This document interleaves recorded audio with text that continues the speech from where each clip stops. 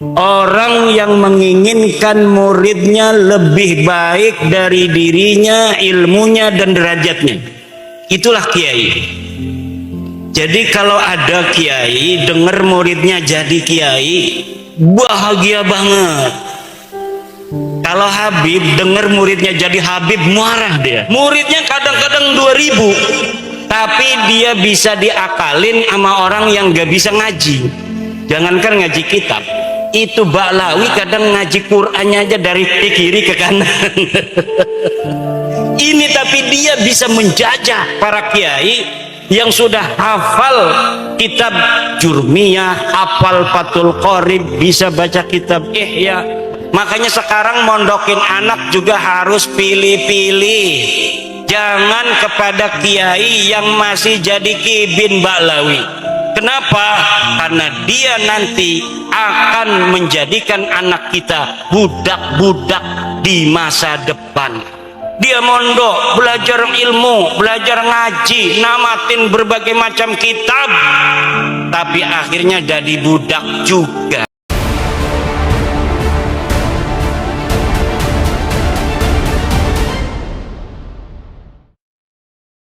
Warahmatullahi wabarakatuh.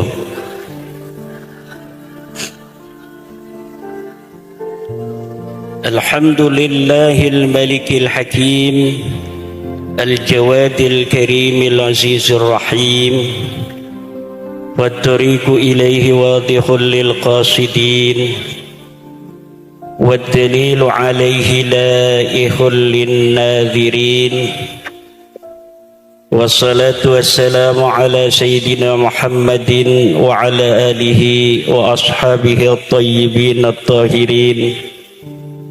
Ya Hayyu ya Qayyum ya Hannanu ya Mannanu ya Dayyanu ya Sultanu ya Dzal Jalali wal Ikram. Amma ba'du, fa ya ashabal fadail, para alim, para ulama Banjarnegara, wabil khusus sahibil fadilah, sahibil makan, sahibil ma'had, Kiai Haji Sabur, Kiai Haji Sabirin, pengasuh pesantren As-Sabur, Ketua NU Banjarnegara, Ketua Ansor Banjarnegara, Ketua PWI Perjuangan Wali Songo Indonesia Banjarnegara, Kiai Haji Abdul Muhaimin, mata'anallah bituli hayati, para kesepuhan PWI LS Banjarnegara, Panglima PWI LS, Panglima Banser, Pagar Nusa, LPM, Lakspedam, ketua-ketua MWCNU sekecamatan Banjarnegara, Muslimat Banjarnegara, Bapak dari Kepolisian Republik Indonesia, dari Tentara Nasional Indonesia, para ibu, para bapak, para wali santri Pondok Pesantren As-Sabur, hadirin ma'asyiral muslimin rahimakumullah. Dengan menjelajahi hutan belantara yang jalannya dikelilingi oleh pemandangan yang indah, pohon-pohon durian dan aneka ragam nabati yang ada di pinggir-pinggir jalan, akhirnya menyampaikan saya ke tempat yang diberkahi Allah pada hari ini, yaitu Pondok Pesantren As-Sabur di Kampung Lemah Jaya. Sekali jaya, lemahnya tetap jaya. Amin. Pondoknya namanya As-Sobur, kiainya namanya Kiai Sobir, Sobirin.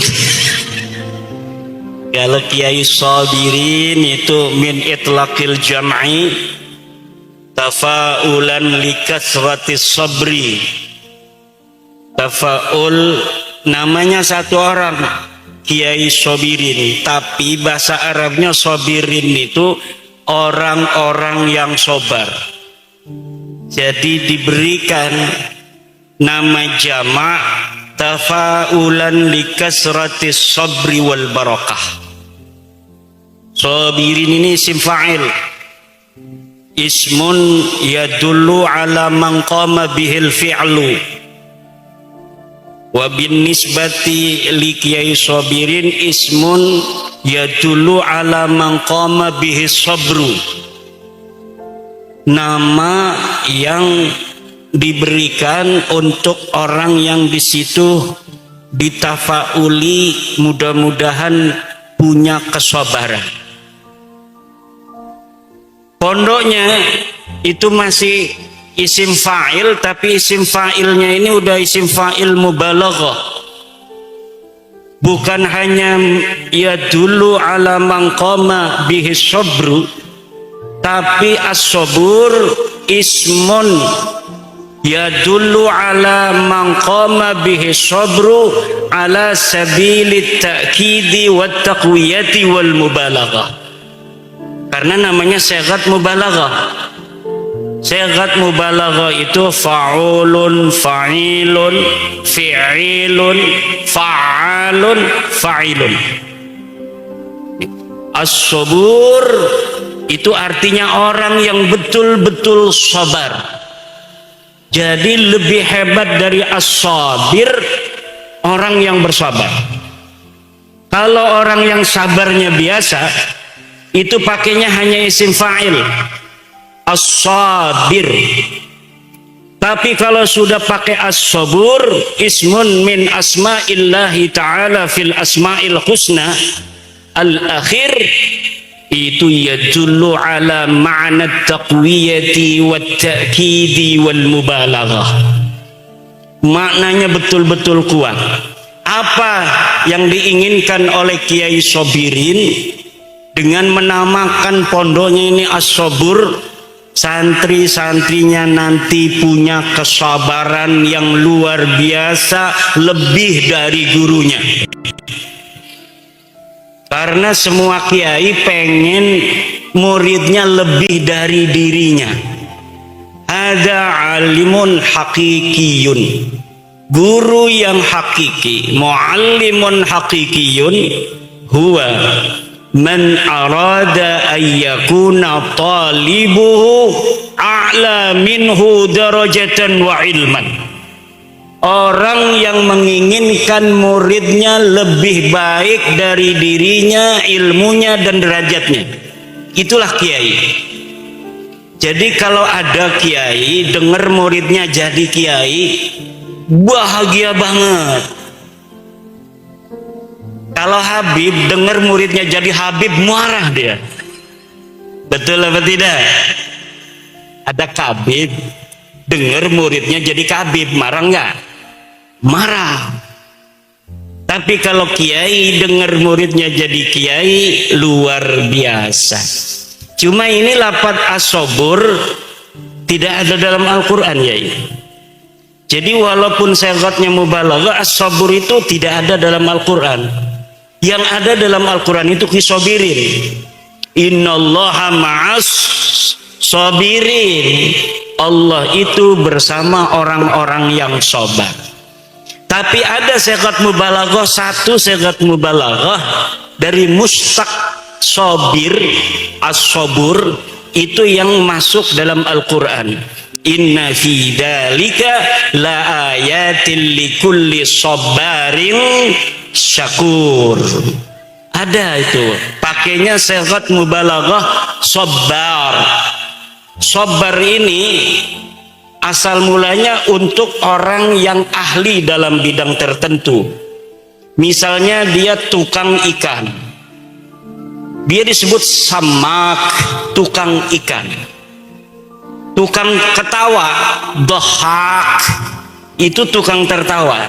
Jadi pakai wazan fa'alun itu maknanya tukang. Nah, ketika kalimat makna menggunakan wazan fa'al, ini maknanya maha. Sabar, sangat sabar. Sabur, sangat sabar. Jadi sabur ada di dalam Asmaul Husna, tapi tidak ada dalam Al-Quran. Sabar itu ada di dalam Al-Quran. Walaqad arsalna Musa biayatina an akhrij qaumaka minadz zulumati ilan nur wa dzakkirhum bi ayyamillahi inna fi dzalika laayatin likulli sabarin syakur. Walaqad arsalna Musa, dan sungguh kami telah mengutus Musa bibayinatin dengan ayat-ayat Allah, kitab-kitabnya, dalil-dalil yang nyata, hujah-hujah yang balighah. Untuk apa membawa hujah, membawa dalil? An akhrij qaumaka minadz zulumati ilan nur. Untuk engkau wahai Musa, keluarkan kampungmu, orang-orang kampungmu, masyarakatmu dari apa? Minadz zulumati ilan. Ini tugas risalah. Tugas apa? Menyelamatkan manusia minadz zulumati ilan nur, dari kesesatan kepada cahaya. Kemudian kata Allah, wa dzakirhum bi ayyamillah, dan ingatkan masyarakat tentang nikmat-nikmatnya Allah. Inna fi dzalika laayatin likulli sabarin syakur. Sungguh yang demikian itu orang yang mau berjuang mengeluarkan masyarakatnya dari kegelapan zulumat ilan nur, dan mau wadzakirhum bi ayyamillah, masyarakat kemudian mengingat nikmat-nikmat Allah. Itulah ciri-ciri sabarin syakur, orang yang memiliki kesabaran. Ini yang harus dimiliki oleh satu kiai, dua pemerintah, tiga PWI. PWI itu sekarang ini sedang membawa bayinat. Sedang membawa apa? Bayinat, tanda-tanda dari Tuhan. Apa bayinatnya? Tesis bahwa Ba'lawi Habib ini bukan keturunan baginda Nabi besar Muhammad sallallahu alaihi wasallam. Untuk apa? Minadz zulumat, mengeluarkan manusia umat Islam ini dari kesesatan. Kesesatan, kedulumat mananya kesesatan. Dulumat itu kegelapan. Tetapi ini makna yang diinginkan adalah kesesatan. Namanya majaz. Majaz itu kalimatun musta'malatun fi ghairi ma wudi'at lah.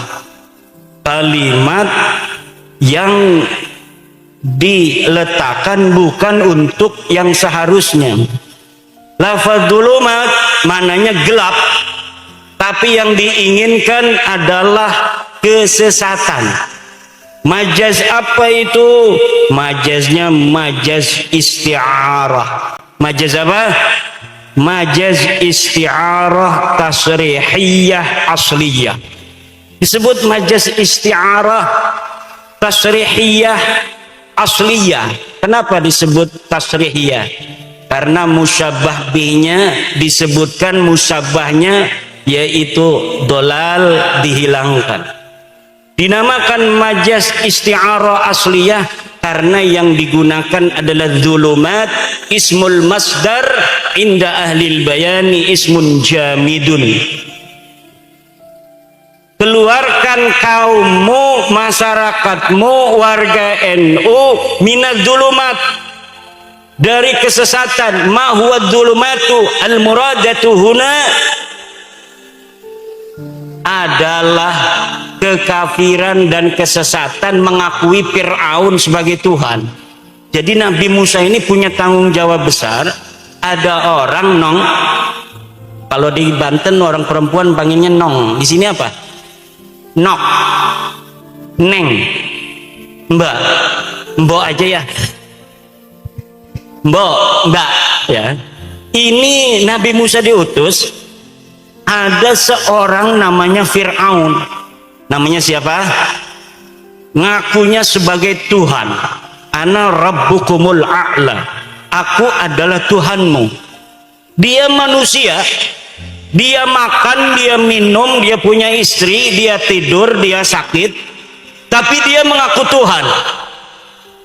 Nabi Musa alaihissalam diutus oleh Allah untuk menghancurkan perbudakan Fir'aun, agar apa yang telah ditanamkan Fir'aun kepada orang Bani Israel di Mesir ketika itu hancur sehancur-hancurnya.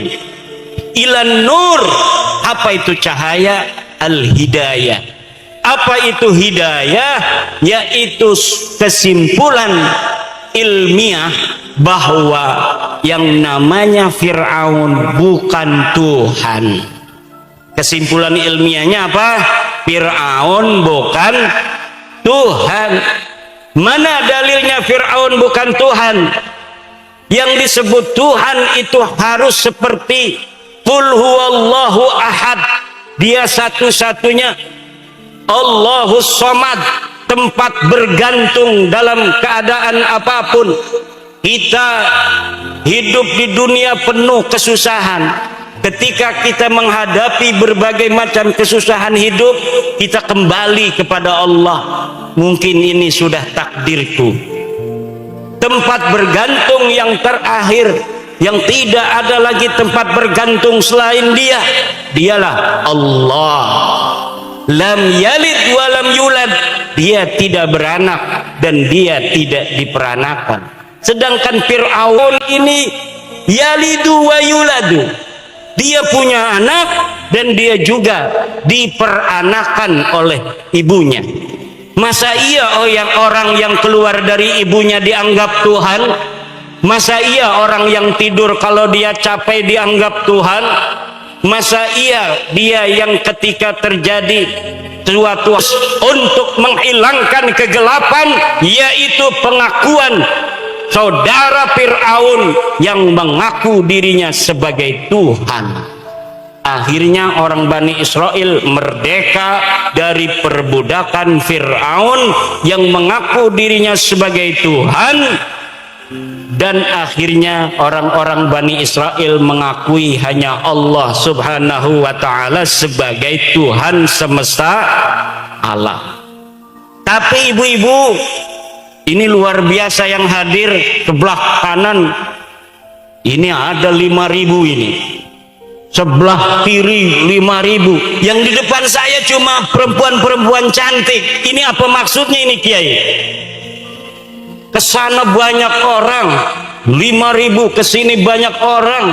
Tapi saya disuruh ngadepnya ke sini, ngadepin kamera sama wanita-wanita cantik. Ini suatu indikasi bahwa Kiai Sobur ini menganggap saya doyan cewek.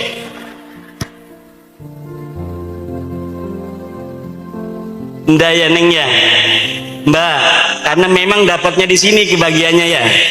Alhamdulillah. Ini luar biasa ini Pak Kapolsek Padan Ramil di tengah hutan. Ini yang hadir bisa ini. Luar biasa. Bu, coba bahas ini, Bu. Luar biasa. Ibu ini bener nggak ini ibu-ibu? Jangan-jangan karena beliau ini ahli wirid, dia datangkan jin-jin agar pada hadir di sini. Saya kira ini yang akan datang ini karena di tengah hutan, di tengah gunung, ya paling 100-200 orang. Luar biasa Kiai Sobur ini. berkat kesabaran yang beliau miliki. Akhirnya ketika Allah menjadikan Nabi Musa sebagai orang yang akan merungkadkan Fir'aun, ini Nabi Musa ditakdirkan kecilnya itu lagi bayi, diingu, dididik oleh Fir'aun itu yang akan dia rungkadkan. Makanya tidak heran hari ini yang menjadi pengurus PWI semuanya mantan-mantan kibin semua. Semuanya kibin-kibin semua yang sekarang jadi pengurus-pengurus PWI. Kenapa? Karena mantan-mantan kibinlah yang tahu bagaimana Fir'aun, taktiknya Fir'aun, kesesatannya Fir'aun, dan kelemahannya Fir'aun. Itu Nabi Musa tahu karena Nabi Musa dididik oleh Fir'aun. Mantan-mantan kibin di seluruh Indonesia yang hari ini membentuk PWILS, Perjuangan Wali Songo Indonesia. Kenapa dia begitu semangat? Karena dia tahu bagaimana itu yang namanya Baklawi. Mantan-mantan kena dawir ini yang jadi pengurus nih. Kiai-kiai mantan kena dawir ini jadi pengurus dan jadi para kesepuhan PWILS.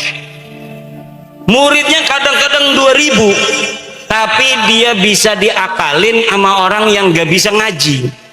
Jangankan ngaji kitab, itu Baklawi kadang ngaji Qur'annya aja dari kanan ke kiri. Bener ya, dari kiri ke kanan. Ini tapi dia bisa menjajah para kiai yang sudah hafal kitab Jurmiyah, hafal Fathul Qorib, bisa baca kitab Ihya, baca kitab Jam'ul Jawami, baca kitab Bukhari, tamat, dapat ijazah. Itu dapat dikalahkan oleh hanya orang yang mengaku sebagai keturunan Nabi, padahal dia bodoh, akhlaknya kemana-mana, tidak mencerminkan ajaran-ajaran Nabi, tidak punya kesantunan. Kalau ceramah kayak anjing gila, mencaci sana, mencaci sini, kiai dicaci, masyarakat digoblok-goblokin, pemerintah digoblok-goblokin, presiden digoblok-goblokin, apalagi polisi digoblok-goblokin, tentara digoblok-goblokin. Padahal dia sama sekali tidak berilmu, baca Quran ngacak, apalagi baca kitab kuning. Kenapa bisa terjadi selama ini? Di sini karena ada penjajahan spiritual. Ada apa? Penjajahan spiritual yang dibangun di atas kebohongan dan kedustaan, cerita-cerita palsu, sejarah-sejarah palsu yang kemudian ditanamkan di kita orang-orang Indonesia agar mempercayai mereka sebagai keturunan Nabi. Pas ditanya mana dalilnya nggak punya dalil, ditanya kitabnya nggak punya kitab, ditanya tes DNA-nya melenceng kemana-mana. Jangankan sebagai keturunan Nabi, turunan Arab aja bukan.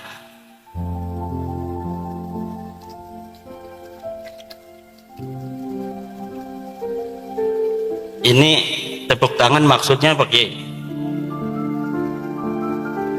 Ini tepuk tangan tuh maksudnya apa? Cocok? Bu, cocok? Setuju, Bu? Habib bukan turunan Nabi, setuju? Sebelah sini, Habib bukan turunan Nabi, setuju? Yang keras. Saksikan. Udah 2 kali menyaksikan, orang Purbalingga sudah bersaksi. Sekarang merembet ke Banjarnegara. Ashhadu anna Baklawi laisu min durriyatin Nabi sallallahu alaihi wasallam. Ayo bareng-bareng. Ashhadu anna Baklawi laisu min durriyati Rasulillahi sallallahu alaihi wa alihi wasallam. Aku bersaksi bahwa sesungguhnya Ba'lawi, Habib-Habib, bukan keturunan baginda Nabi Muhammad sallallahu alaihi wasallam.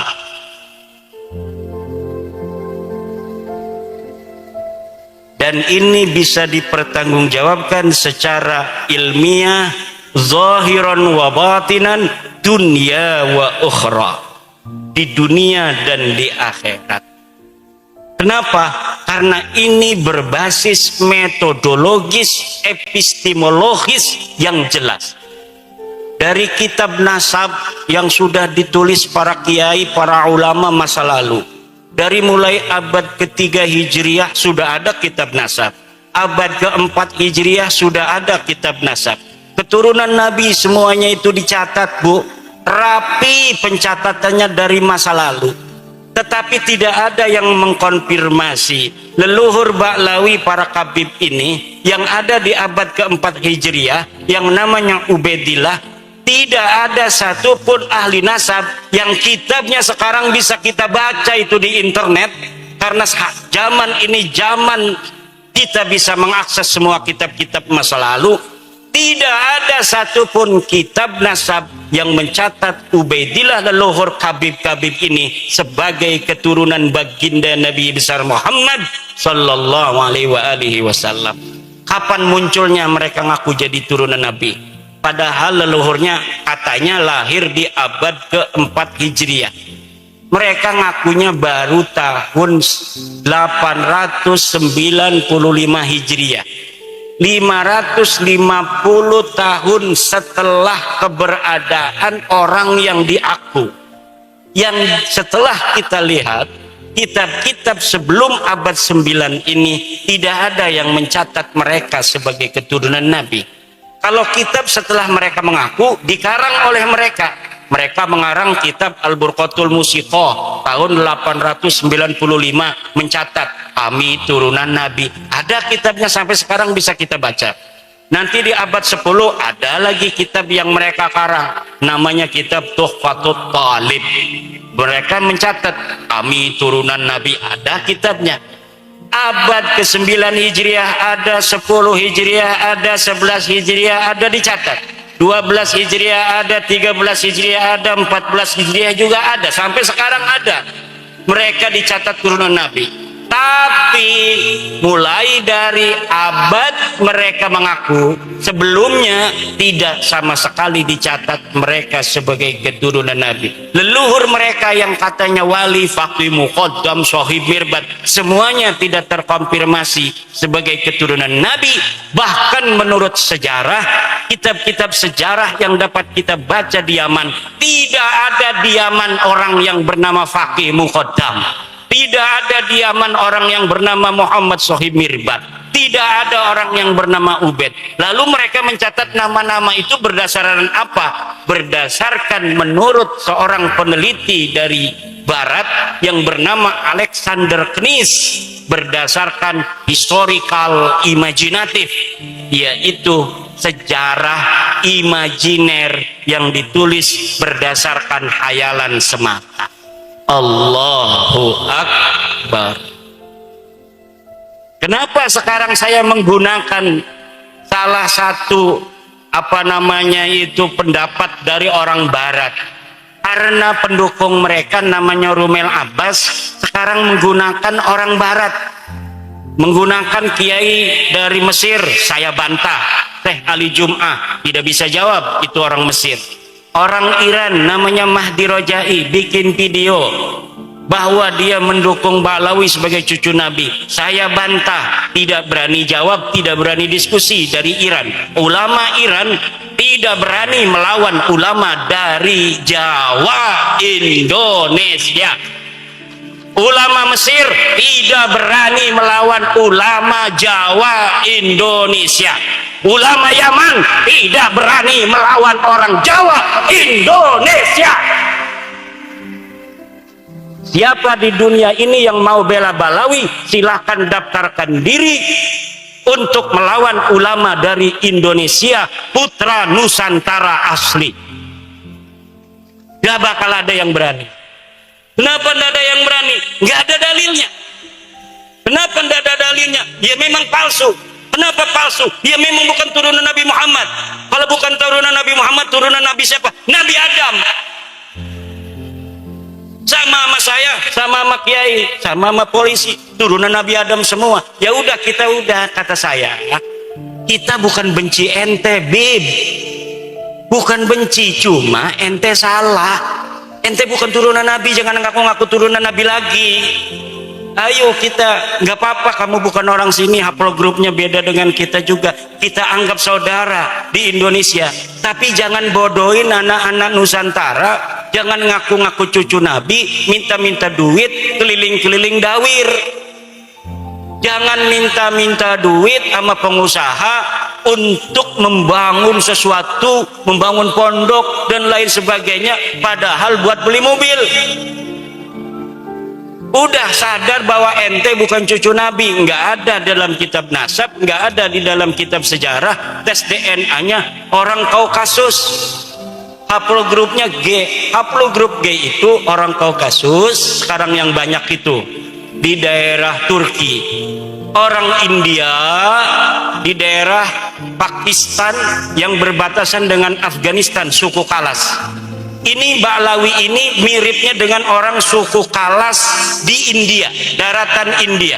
Sekarang masuk ke Pakistan. Makanya wajahnya mirip wajah India.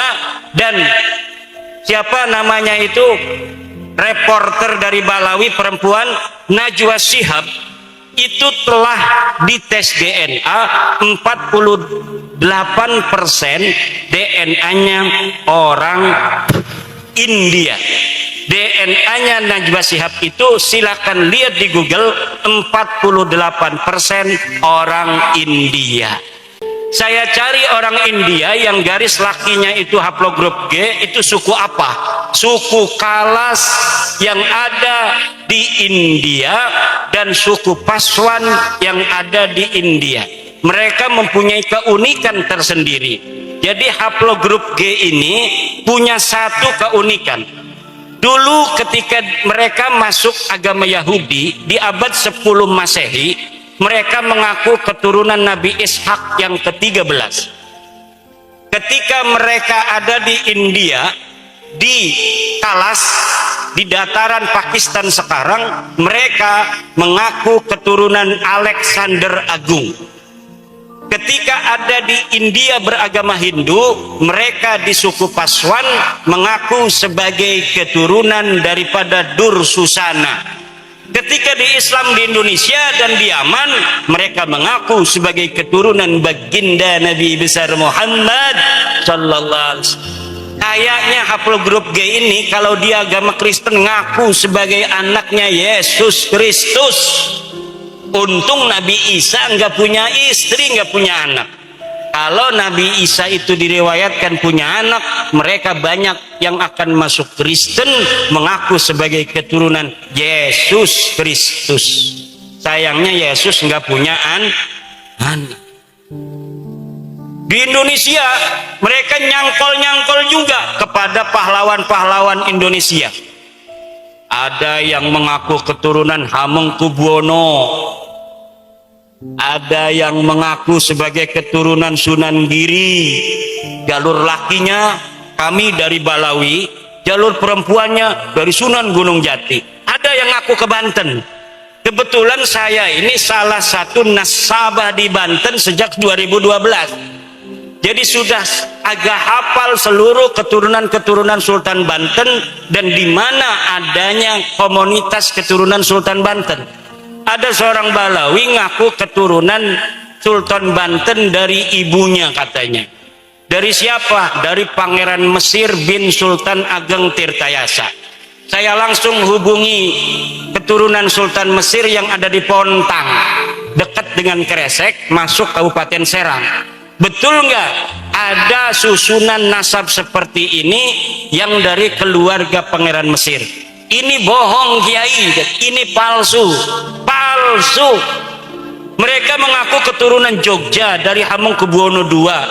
Saya teliti, saya konfirmasi kepada peneliti nasab di Jogja, palsu. Ngaku Sunan Giri palsu, ngaku apa saja, ngaku kiai, ngaku ulama. Masa ulama nggak suruh baca kitab dari kiri ke kanan? Selama ini yang dibicarakan berarti bukan berdasarkan ilmu, berdasarkan hafalan anak-anak mau tampil pidato itu, mau tampil pidato dia hafalin gitu, tapi ndak mondok, sehingga dia nggak paham. Ilmu itu bukan apa yang dihafal, tapi apa yang dipahami di dalam sukma, sehingga menjadi kebijaksanaan untuk menentukan sebuah hukum Allah Subhanahu wa ta'ala berdasarkan Al-Quran, Al-Hadis, kemudian dialaqahkan dengan wakil kejadian yang menyertainya. Itu namanya alim, namanya kiai. Itu kiai kita itu kenapa kiai kita itu pada tawadhu? Karena ilmunya itu rasihun fi qulubihim, ilmunya masuk ke relung-relung jiwa, relung-relung hati mereka. Semakin banyak ilmunya kiai, semakin tunduk kayak padi. Semakin berisi dia semakin menunduk. Semakin ada orang menghormati, semakin dia menghormati orang yang menghormatinya. Ini akhlak bangsa kita, bangsa Nusantara.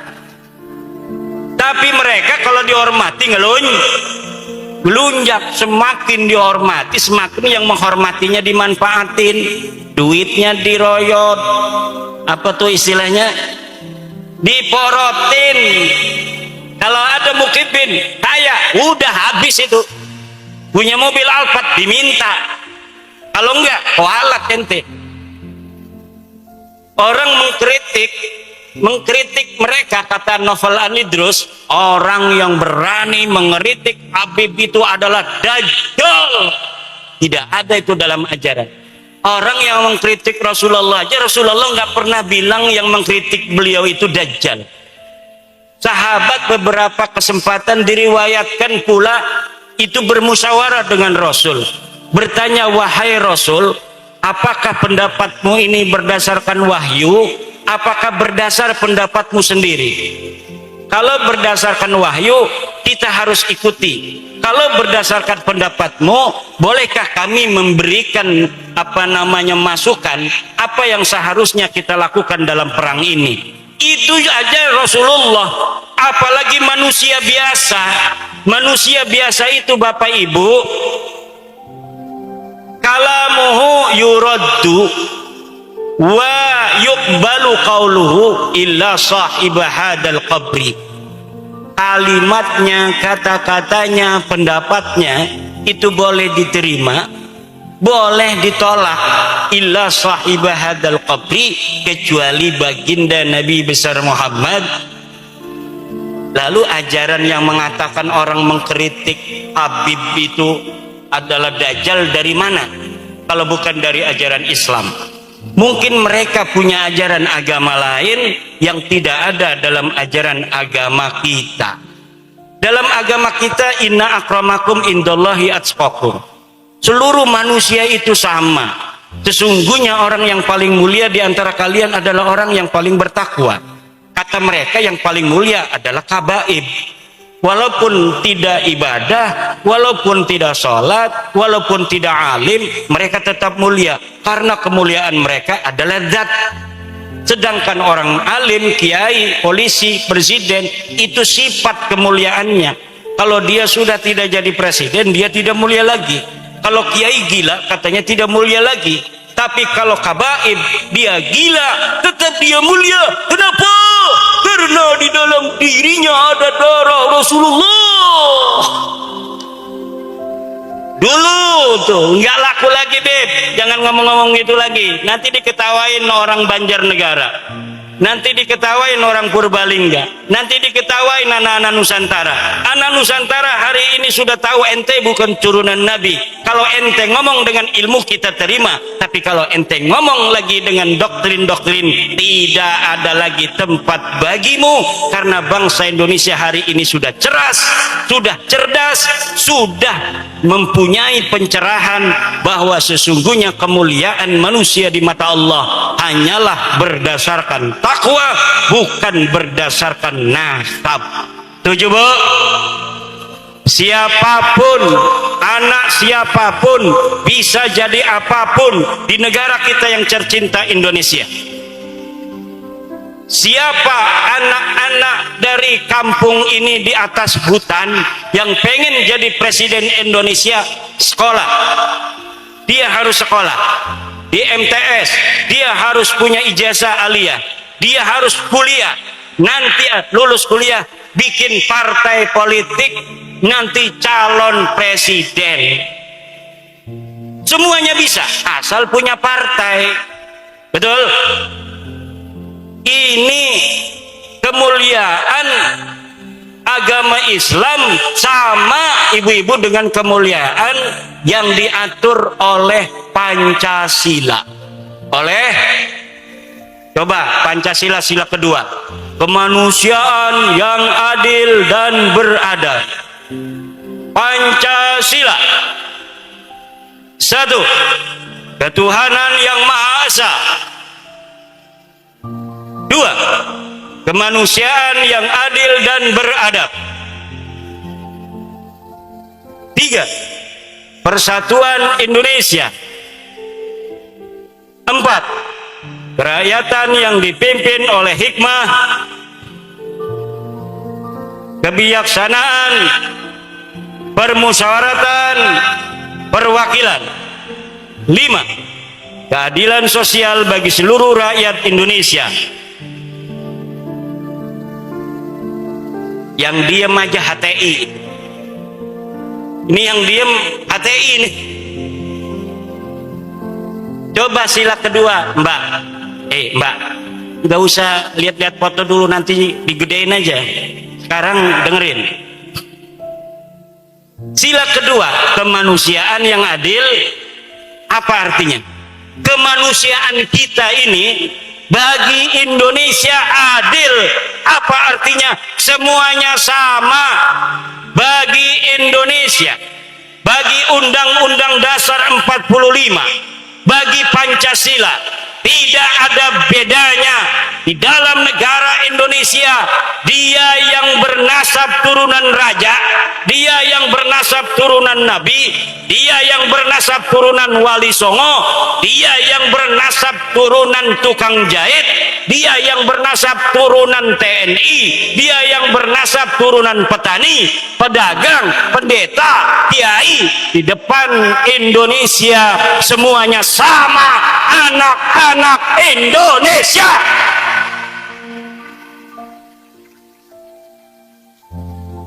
Dia bisa jadi presiden. Siapa saja bisa jadi presiden. Dia bisa jadi menteri. Dia bisa jadi gubernur Jawa Tengah. Dia bisa jadi gubernur Jawa Timur, bupati Banjarnegara, camat di sini, lurah di sini. Tidak dilihat dari keturunannya.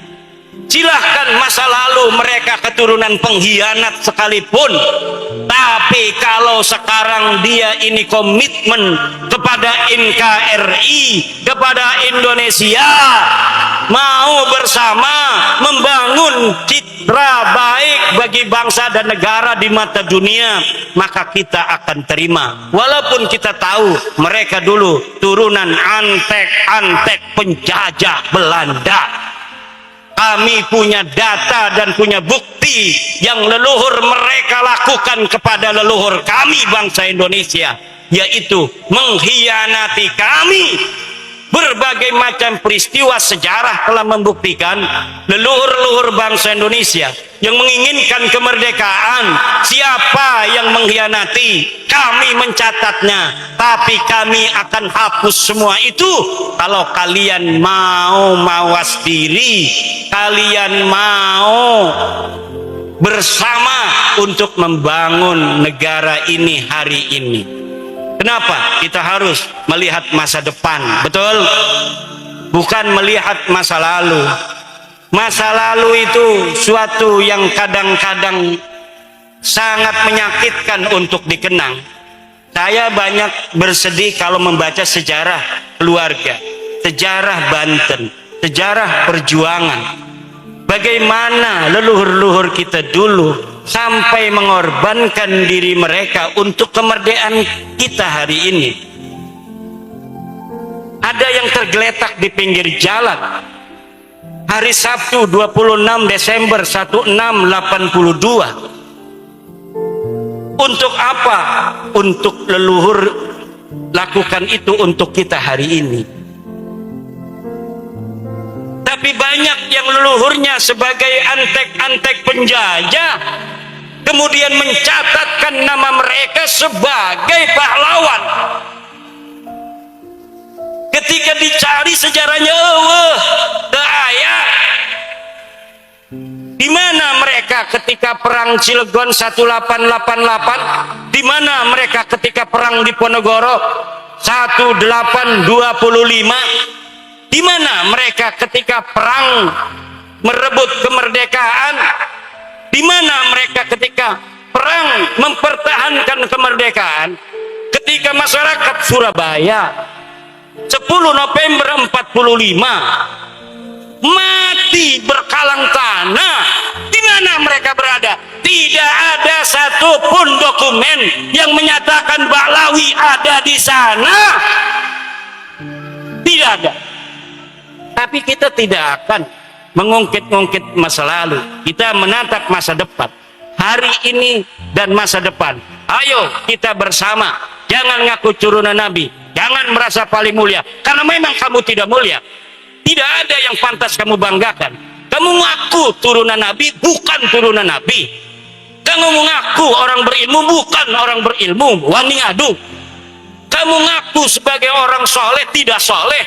Banyak yang kemarin ketangkep itu ngebegal motor, betul? Tukang malak-malak kiai, malak-malak orang.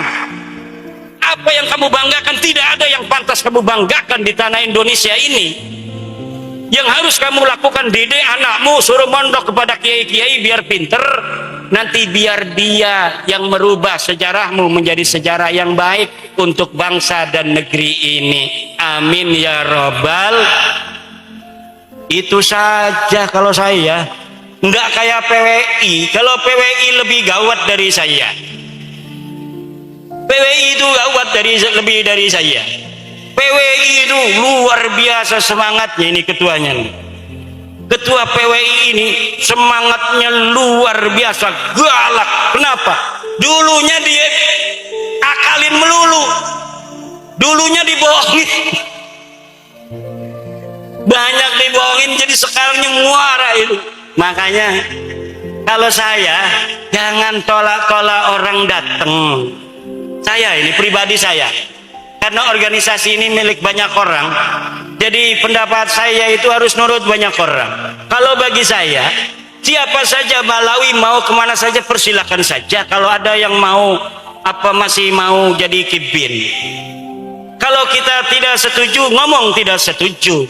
Tapi cukup tidak setuju saja.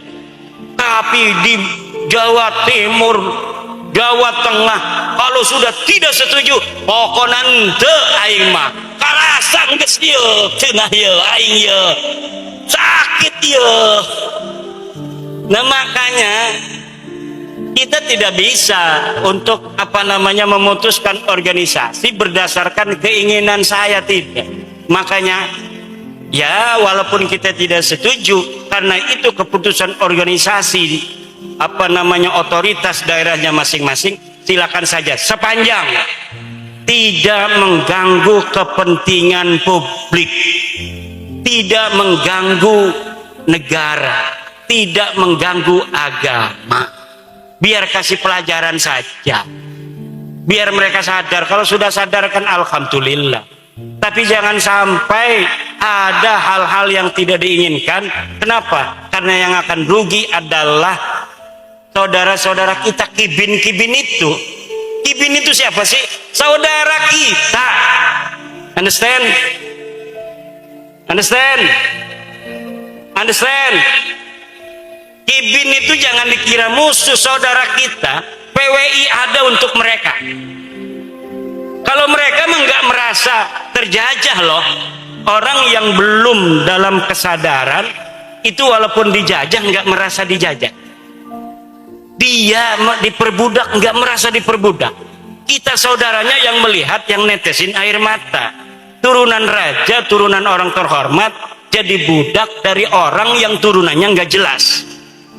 Turunan pahlawan-pahlawan Indonesia yang dulunya ahli perang, yang dulunya ahli mempertahankan negara, sekarang dibodohin oleh turunan wayang yang nama leluhurnya tidak ditulis oleh sejarah sama sekali.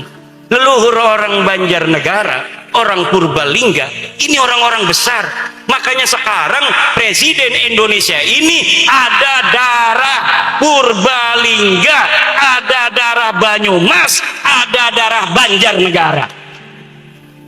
Siapa yang tahu Pak Prabowo? Ada darah sininya, bos. Ini daerah sini jangan gegabah. Laikun li ayyasira roisan fi Indonesia.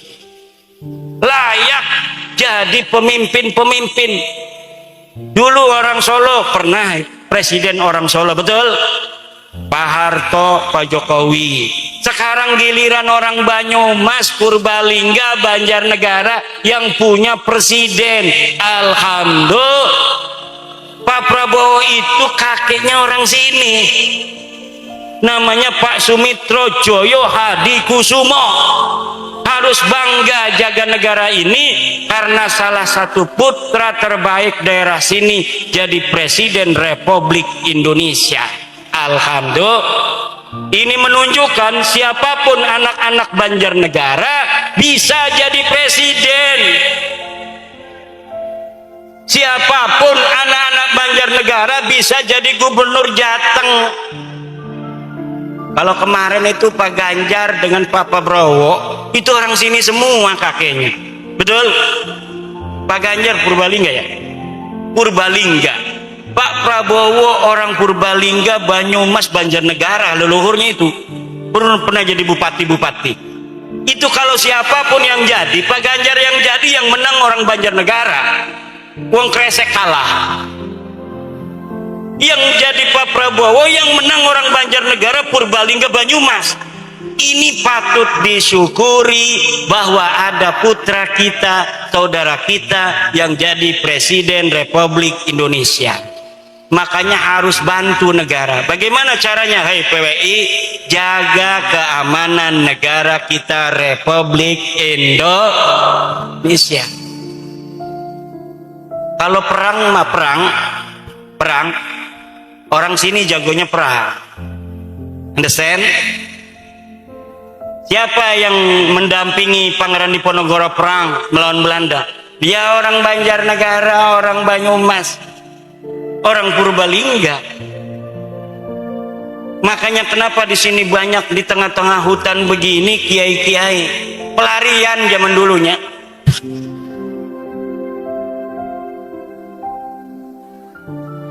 Apa itu? Duren. Suruh dibawa ke kresek itu. Tolong jangan dikasih siapa itu, duren geblugan namanya. Nangka. Ini pelit ini. Alasan aja nangka kami. Semalam saya udah dikirim. Saya di penginapan dikirim Mama Kiai Muhaimin. Duren. Alhamdulillah. Ini durennya masih seger bener. Kalau perempuan ini perawan ini.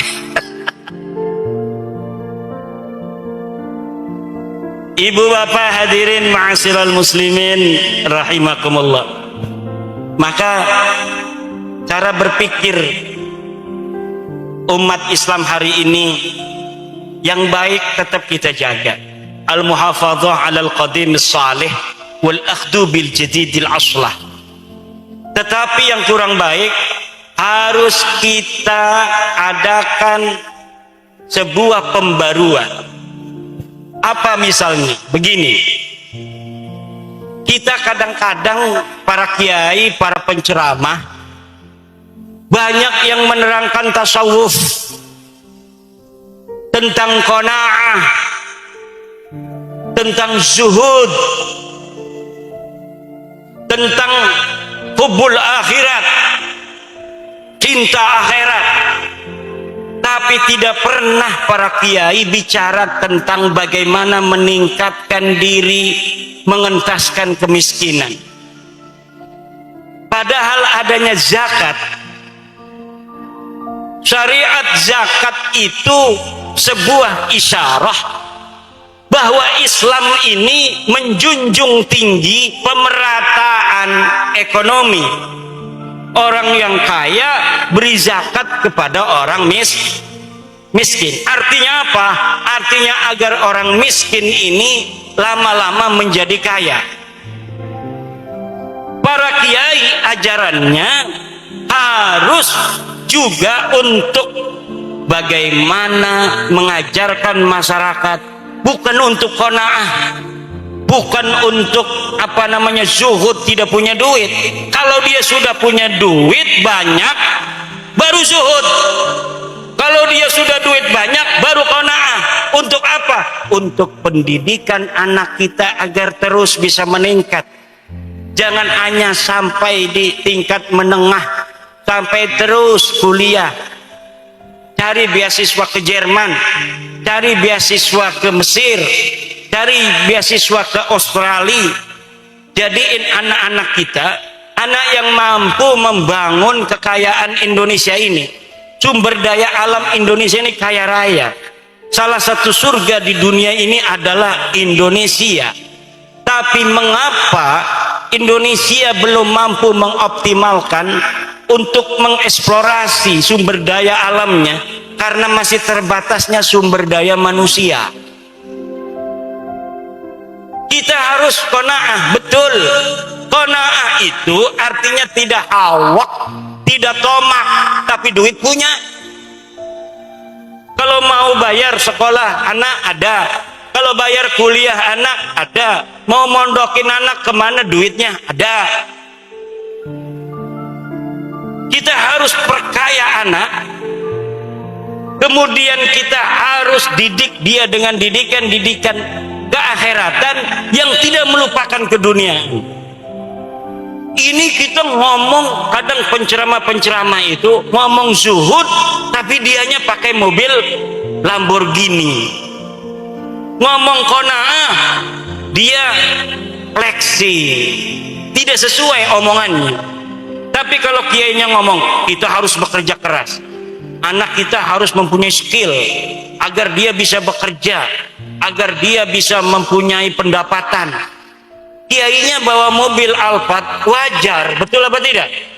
Kenapa? Yang diajarkan adalah struggle for life. Bagaimana kita meningkatkan hidup, harkat martabat keluarga kita dengan ilmu, dengan kecukupan sandang dan pangan. Karena agama Islam kita agama yang mengajarkan kepada kita untuk tidak melupakan dunia. Wala tansa nasibaka minad dunia. Doanya pun yang diajarkan Allah, Rabbana atina fid dunya wa fil akhirati wa qina adzab. Di dunianya kita menguasai ilmu pengetahuan, di akhiratnya kita masuk surga, tidak masuk neraka. Ini yang harus diajarkan oleh kiai-kiai kalau ceramah. Jangan kita mengajarkan masyarakat zuhud-zuhud cukup buat kiai, mengajarkan qanaah-qanaah buat kiai aja. Masyarakat ini diajarkan bagaimana dia semangat bekerja, untuk memperbaiki taraf hidup. Anak-anaknya suruh sekolah yang tinggi, suruh mondok kalau pengen jadi kiai. Cuma mondoknya jangan pada kiai yang masih jadi kibin, nanti anak kitanya jadi kibin. Kalau kita mondokin anak pada kiai yang kibin, yang gelem jadi budak orang lain, nanti anak kitanya sengsara. Kalau dia pengen merdeka, nanti ditakut-takutin. Kalau kamu ngikuti Kiai Imad dari Banten, tidak percaya pada Habib turunan Nabi, kamu tidak barokah. Ilmu yang telah saya ajari tidak akan barokah, akan digituin. Naudzubillah. Makanya sekarang mondokin anak juga harus pilih-pilih. Jangan kepada kiai yang masih jadi kibin baklawi. Kenapa? Karena dia nanti akan menjadikan anak kita budak-budak di masa depan. Dia mondok, belajar ilmu, belajar ngaji, namatin berbagai macam kitab, tapi akhirnya jadi budak juga. Dia tidak merdeka dalam berpikir, dia tidak merdeka di dalam berpendapat. Harus berpendapat sesuai dengan kitab saja tidak berani karena berbeda dengan gurunya. Padahal Imam Syafi'i, dia punya guru namanya Imam Malik. Imam Malik punya pendapat sendiri, Imam Syafi'i punya pendapat sendiri. Megang perempuan kata Imam Malik itu membatalkan kalau ada syahwat. Kalau kata Imam Syafi'i, walaupun tidak ada syahwat, kalau megang perempuan wudunya batal. Kata Imam Ahmad bin Hambal, muridnya Imam Syafi'i juga begitu. Kata Imam Hanafi, tidak batal. Kita punya wudhu, megang perempuan tidak batal. Karena apa? Karena makna dari aula mastumun nisa mula sama bimakna al-jima'. Itu adalah apa namanya itu majaz. Lamas mula masa adalah majazun minal wiqa. Makanya batal wudunya kalau habis bersetubuh sama istri. Kalau tidak bersetubuh sama istri, wudunya tidak batal, kata Imam Abu Hanifah. Nah, perbedaan itu antara murid dan guru itu sudah biasa dari zaman dulu. Kita madhabnya Imam Syafi'i, kalau punya wudhu ibu dipegang sama suami, ibu batal, suaminya batal. Megang anak masih bayi, dakarnya anak masih bayi, batal ibu walaupun masih bayi, karena yang membatalkan memegang dakarnya laki-laki walaupun anak sendiri. Apalagi punya bapaknya, batal itu. Punya anaknya aja yang masih bayi batal. Tapi kalau antara mula masah antara laki-laki dan perempuan, menurut kita Imam Syafi'i, megangnya dengan syahwat, tidak dengan syahwat, dipaksa, tidak dipaksa, kalau bersentuhan batal. Karena zahirnya mula masah adalah bil basyarah, dengan kulit. Menurut Imam Abu Hanifah, kalau tidak jima itu tidak batal. Jadi kalau megang perempuan, istrinya salaman, tidak batal wudunya. Menurut Abu Hanifah. Perbedaan pendapat yang telah diajarkan oleh ulama-ulama kita masa lalu, sekarang mau dirubah. Kalau beda dengan gurunya, tidak percaya kepada nasabnya para kabaib binisbah turun Nabi, dianggap tidak barokah. Inilah yang melawan tradisi para ulama masa lalu yang tidak diajarkan oleh agama Islam. Maka pondok-pondok pesantren harus ada pembaruan mindset, cara berpikir. Ini zaman ini sudah modern, Pak. Ini zaman sudah modern. Kita ini lahir, saya ini belum ada listrik. Di kampung saya lahir 76 belum ada listrik. Di sini ada listrik belum? Sekarang tahun berapa adanya, Yai? 93 baru ada listrik ke hutan ini. Di kampung saya baru ada listrik 87. tahun 87 masih apa namanya gelap gulita nyantai itu. Setelah itu memasuki 88 itu baru ada listrik. TV baru pakai listrik, tadinya pakai aki. TV-nya gede jadinya kecil kalau akinya habis kan. Nah sekarang ada telepon masuk, ada HP, sekarang ada Android, ada YouTube, ada WhatsApp, ada apa namanya itu Line, ada Twitter.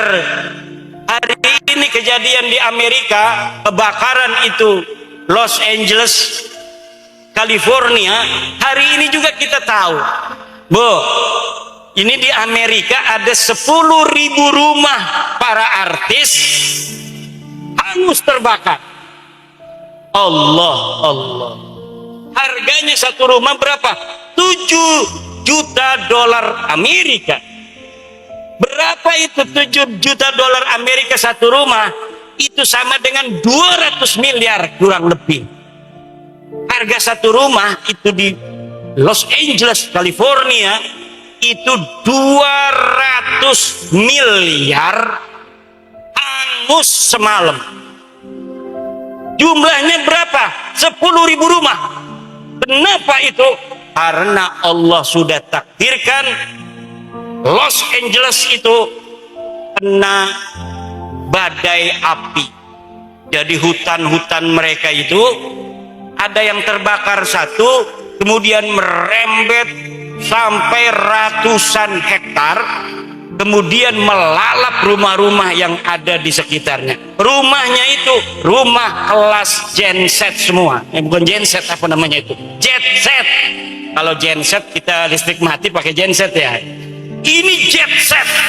Rumahnya para artis. Ibu tahu Hollywood?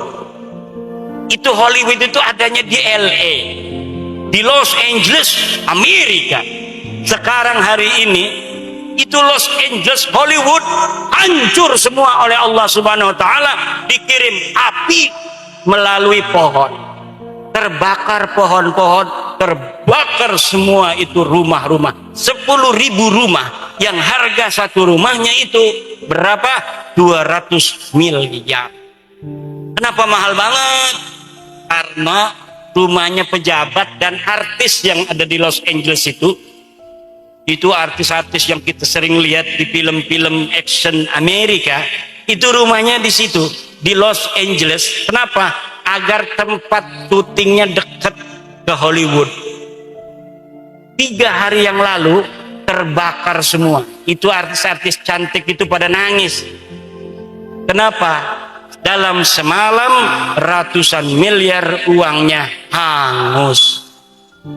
Itu kalau Allah sudah memberikan peringatan.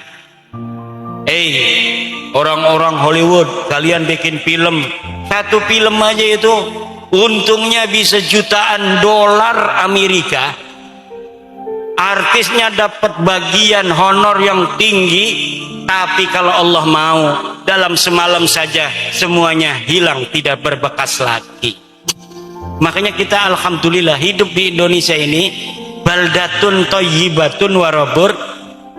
Itu orang-orang Mesir bikin sebuah tulisan, jannatun fil ardi, surga di bumi. Apa maksudnya? Indonesia. Seorang ulama besar dari Mesir pernah ke Indonesia, dia pulang kemudian mengarang sebuah kitab judulnya Jannatun fil Ardi, surga yang ada di bumi. Maksudnya adalah Banjarnegara, Indonesia. Kita makan buah apa aja ada, Bu. Neng, yang udah pernah umroh, di Mekah banyak makanan, betul? Banyak buah-buahan juga. Ada nggak pohonnya? Nggak ada. Itu impor semua. Kita makan apel di Mekah itu impor. Kita makan jeruk itu impor. Kita makan pisang itu impor. Kalau orang nggak punya duit nggak bisa juga makan apapun. Tapi di Indonesia kita terjun aja tuh ke hutan itu tuh di belakang tuh. Ada duren, ada kidongdong, ada ketokak. ada sintrong, macam-macam. Walaupun misal kita ini diambargo, apa namanya, embargo oleh dunia, saya yakin kita bisa makan walaupun hanya dedaunan, gak bakal kelaparan. Kenapa? Tuhan telah memberi dan telah mempersiapkan untuk kita makan. Zaman dulu ini satu pulau Jawa ini kerajaannya macam-macam, itu masing-masing mempunyai otoritas politik. Ini tidak boleh masuk sini sembarangan, ini tidak boleh jual ini sembarangan. Walaupun negara-negara kerajaan zaman dulu itu, kerajaan Mataram beda, kerajaan Surabaya beda, kerajaan Banten beda, itu masing-masing mampu untuk swasembada pangan. Masing-masing mereka bisa menghidupi rakyatnya untuk tidak kelaparan. Sekarang Pak Prabowo mau menggalakkan kembali swasembada pangan. Kenapa? Karena hari ini, tahun-tahun kemarin, kita ternyata masih impor beras dari Vietnam, impor beras dari Thailand. Kita banyak sawah, tapi ternyata beras yang kita beli di pasar itu sebagiannya dapat impor dari Thailand, dari Vietnam. Kata Prabowo, kalau begitu kita harus swasembada, ketahanan pangan harus kita galakkan kembali. Bagaimana caranya? Karena setelah diukur semua sawah yang hari ini ada di Indonesia, kalau panen memang tidak cukup untuk seluruh orang yang hari ini semuanya makan nasi. Kalau dulu ada yang masih makan jagung, dulu masih ada yang makan sagu, sekarang saudara kita di Papua aja sudah makannya nasi. Maka sawah sekarang minus. Pak Prabowo mempunyai sebuah program hutan-hutan di Kalimantan, sebagiannya akan dijadikan sawah-sawah dan kelapa sawit. Bagus tidak? Bagus tidak? Bagus kata kita. Tapi hari ini langsung dapat perlawanan dari pelestarian hutan. Jadi aktivis-aktivis pelestarian lingkungan, aktivis lingkungan menolak gagasan Pak Prabowo untuk menambah sawah-sawah baru di Indonesia. Hutan-hutan ditebang untuk dijadikan sawah, dijadikan kebun sawit. Kenapa? Katanya itu merusak hutan, merusak lingkungan. Ada aja yang model begini masih pikirannya. Lingkungan ini diciptakan Tuhan untuk manusia. Kalau manusia butuh untuk sawah, tebang hutannya, bikin sawah, betul? Jangan mikirin yang madnunah. Kita ini maslahah muhaqqaqah yang jelas. Cara berpikirnya pemimpin itu maslahatun muhaqqaqah. Maslahat yang nyata ada, yaitu adalah ketahanan pangan. Agar kalau Thailand tidak mau jual lagi berasnya, kalau Vietnam tidak mau lagi jual berasnya, Indonesia semuanya bisa makan. Hari ini Pak, kalau orang-orang Vietnam, Thailand, India, Bangladesh tidak jual ini beras ke Indonesia, rebutan beras Pak Indonesia. Hari ini, kenapa? Karena rasio ketersediaan sawah dan beras kita dibandingkan dengan jumlah penduduk itu tidak memenuhi syarat. Kurang beras kita daripada penduduknya, makanya kita perlu impor. Makanya Pak Prabowo punya sebuah program ketahanan pangan. Sumber daya pangan kita harus berasal dari dalam negeri kita, sehingga kalau nanti perang dunia, Thailand ikut perang, Vietnam ikut perang, Cina ikut perang, Eropa, Amerika masing-masing memerlukan makan masing-masing. Kentang yang biasa kita impor dari Kanada dan Amerika, orang sana nggak mau lagi ngirim kentang. Beras yang kita biasa impor dari Thailand, Filipina, orang Thailand nggak mau lagi jual beras karena mereka juga butuh. Dalam keadaan seperti ini, maka tidak ada lagi kita harus memperbanyak sawah. Betul? Di sini nggak ada sawah, kan saya lihat tadi tuh hutan-hutan. Tapi makannya beras, betul tidak? Dari mana itu? Beli dari pasarnya dari mana? Dari bulog. Bulognya dari mana? Sebagian dari petani, kurangnya dari impor. Jadi masyarakat makan hidup ini enak-enak aja, nggak mikirin beras. Tapi kepala bulog itu, otaknya itu, coba jumlah penduduk Indonesia ini berapa orang? Jumlah beras tersedia dari petani berapa? Kurangnya berapa? Kebiasaan orang Indonesia 1 liter berapa orang? Satu kampung ini berapa liter dalam 1 minggu? Ini semua dipikirin, Pak. Itu tugasnya pemerintah. Bapak mah enak aja beli di warung ada beras, tinggal ada duit, betul tidak? Yang mikirin ada di warung itu kepala bulog, menteri, dia yang mikirin. Bapak punya emas, Bapak punya duit, tapi kalau nggak ada beras, nggak makan juga, masa mau makan duit? Yang mikirin ketersediaan kita selama ini siapa? Pemerintah. Tuh, sebenarnya begitu. Kita beli di warung ada gula, mau ngopi nggak ada gulanya, pahit, betul tidak? Karena bagi orang-orang yang masih hidupnya pahit, itu gula harus manis. Kalau orang seperti Kiai Muhaimin ini yang udah manis, kopinya nggak perlu gula lagi. Kayak saya ini nggak ada gulanya kopinya. Kenapa? Hidupnya alhamdulillah sudah manis. Padahal kalau makan gula bahaya. Bagaimana gula bisa tersedia itu? Dipikirin oleh Menteri Perdagangan. Bu, kita makan beli, ini ada mahal sekarang, mahal katanya kan. Padahal cara mengadakannya aja sudah puyeng gitu. Karena pabrik gula sekarang udah pada tutup. Harga produksi, biaya produksinya lebih tinggi daripada harga di pasaran.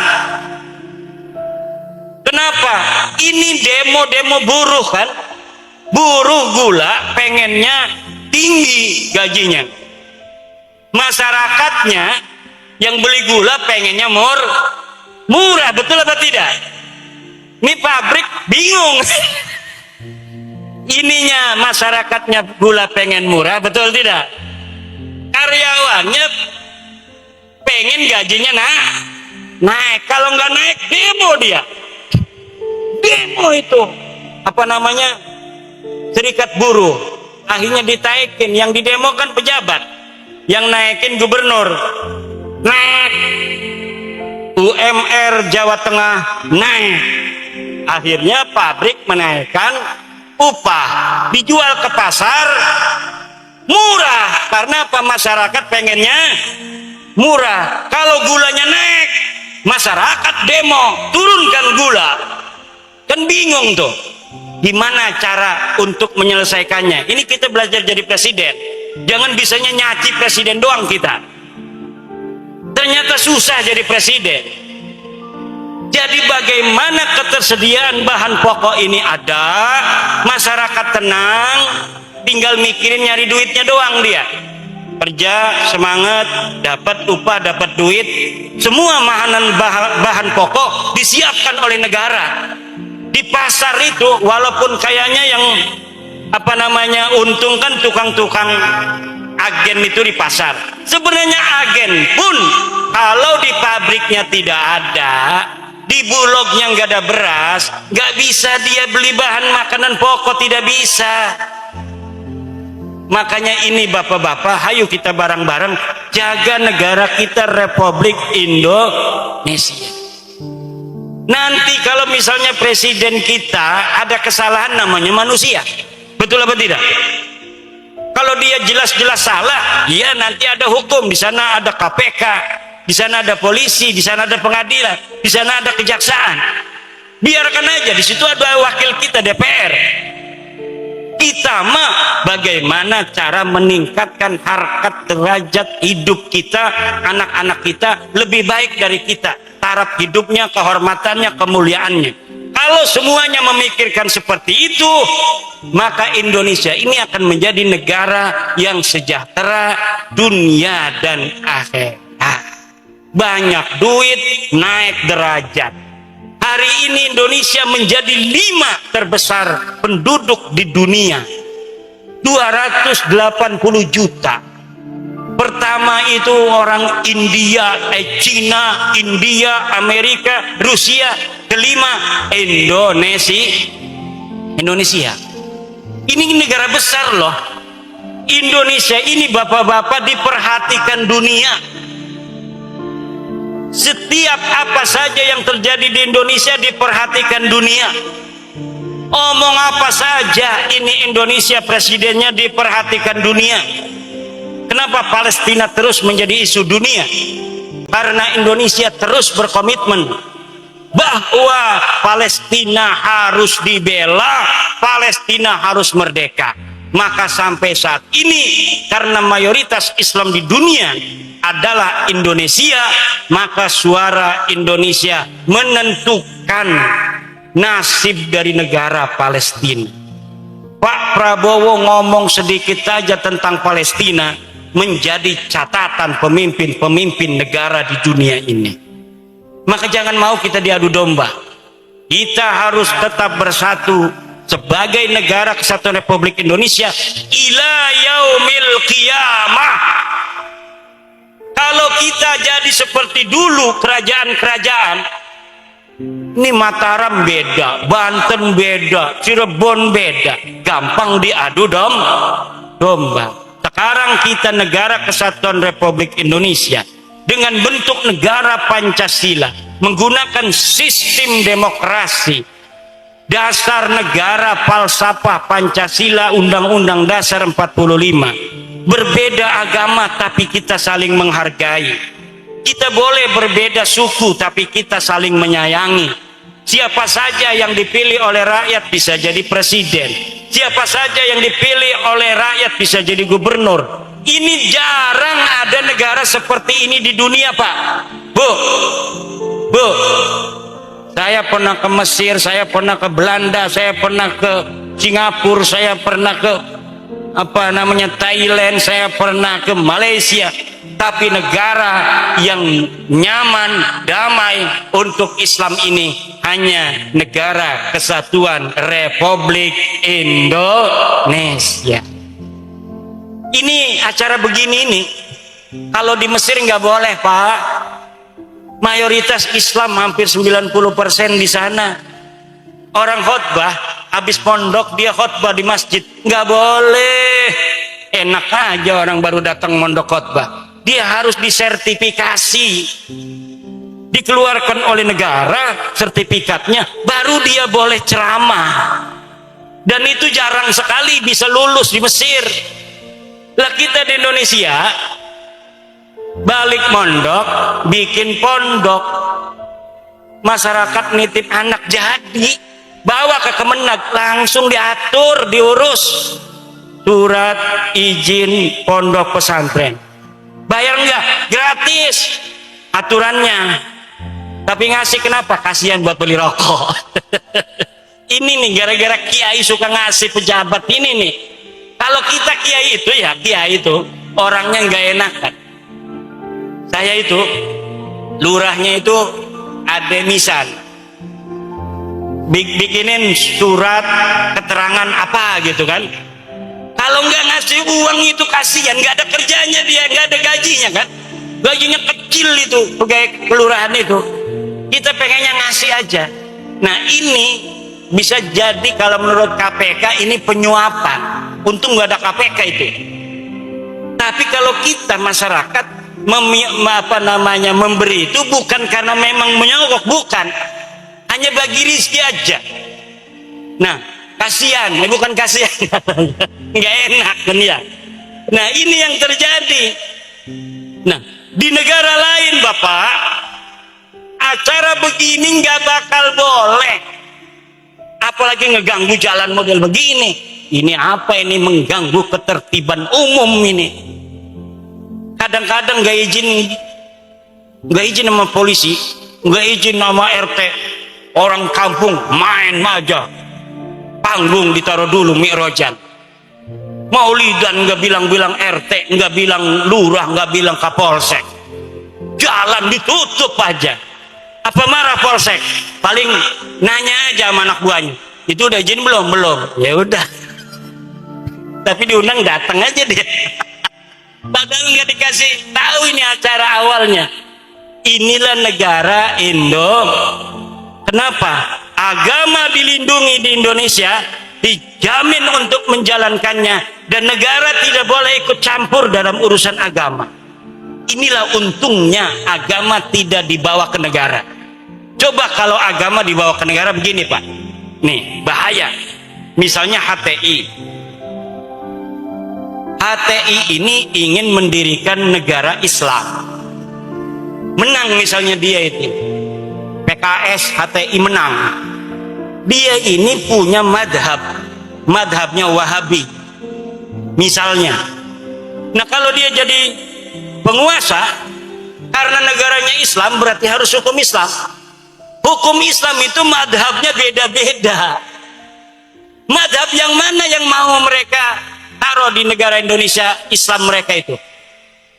Pasti yang sesuai dengan madhab mereka. Nah kalau sesuai dengan madhab mereka berarti Wahabi.